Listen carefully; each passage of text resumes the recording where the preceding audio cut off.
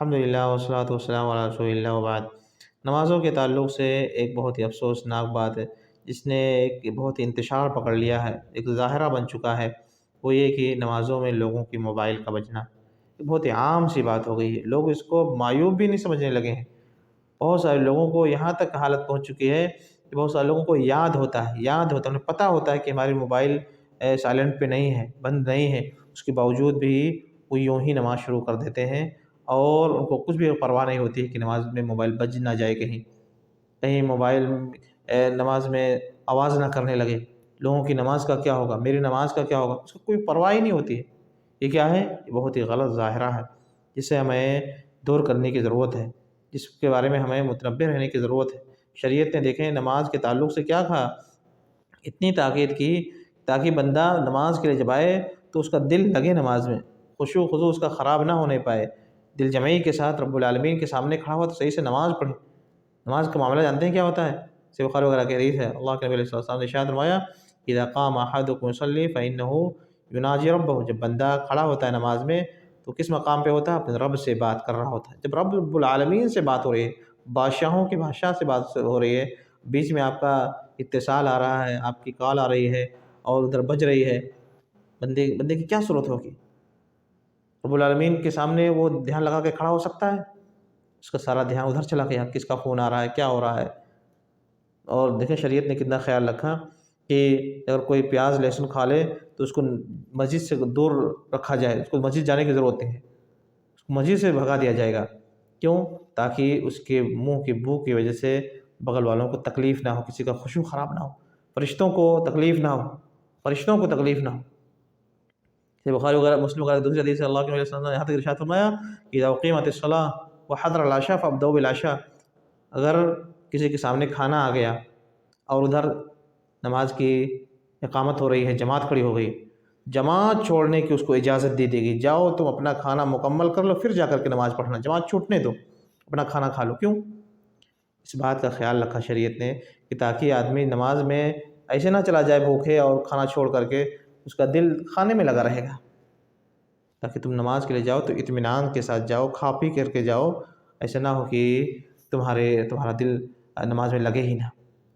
تو شریعت نے اتنا خیال رکھا ہے تاکہ بندہ صحیح سے رب العالمین کے سامنے کھڑا ہو تو صحیح سے کھڑا ہو، اس کو دھیان لگا کر کے کھڑا ہونے کی کوشش کرے۔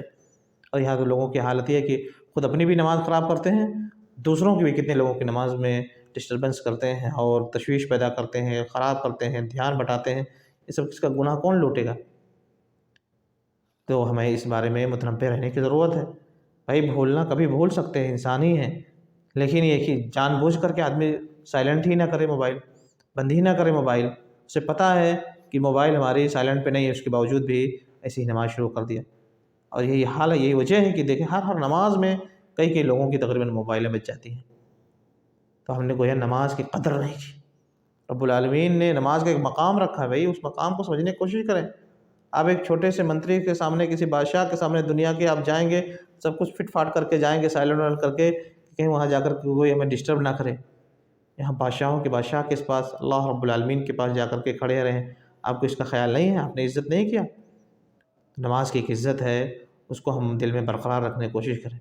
کسی کا فون آئے یا نہ آئے، ہمیں پتہ ہے 100% کہ نہیں فون آئے گا، پھر بھی موبائل ہمیں سائلنٹ کر کے جانا چاہیے، بند کر کے جانا چاہیے۔ رب العالمین کے لیے خاص وقت ہے، تھوڑا سا وقت دینا ہے رب العالمین کو، اس وقت کو رب العالمین کے لیے خاص رکھیں۔ دوسری بات، اماموں کو بھی چاہیے کہ لوگوں کو خوبصورتی کے ساتھ، اچھے کلمات کے ساتھ نصیحت کریں، بتانے کی کوشش کریں۔ لوگوں کو یہ ہوتا ہے کہ ہم نے، امام صاحب کہتے ہیں ہم نے کہہ دیا، بھائی لوگ سنتے نہیں، لوگ سنیں یا نہ سنیں، الامام ضامن، النبی علیہ السلام نے ارشاد ہے، نبی داؤد وغیرہ کی حدیث ہے، امام کیا ہوتا ہے؟ ذمہ دار ہوتا ہے، ذمہ دار ہوتا ہے، اس کی لوگوں کی نماز کا ذمہ دار ہوتا ہے۔ نماز میں ڈسٹرب ہو رہا ہے اور اتنی گھنٹیاں بج رہی ہیں، امام صاحب سلام پھیر کے چلے گئے، کسی کو کچھ کہا بھی نہیں، خوبصورتی کے ساتھ بتانے کی کوشش کریں۔ میرے بھائیوں، نماز کا خیال رکھیں، نماز کی قدر کریں۔ آپ میں سے جو لوگ اس طرح سے کسی کو اس کے ساتھ ایسی حرکت ہو رہی ہے، بھول گیا ہے، اگلی بار دھیان رکھیں، نہ بھولیں انشاءاللہ۔ ایک دو کلمات، ایک دو لفظ ہی کہہ دیا کریں، لیکن ضرور اپنی ذمہ داری ادا کریں۔ آپ اس کو 100 بار ایک بات کہنی پڑے، 200 بار کہنی پڑے، تھکنے کی ضرورت نہیں ہے، کیونکہ یہ امر بالمعروف ہے اور اس کو اچھائی کے ساتھ بہترین انداز میں اس کو کہنے کی ضرورت ہے، ہر بار تنبیہ کی جائے، ہر بار تنبیہ کی جائے انشاءاللہ، تاکہ اس چیز پر آپ نے اپنی ذمہ داری ادا کی ہو۔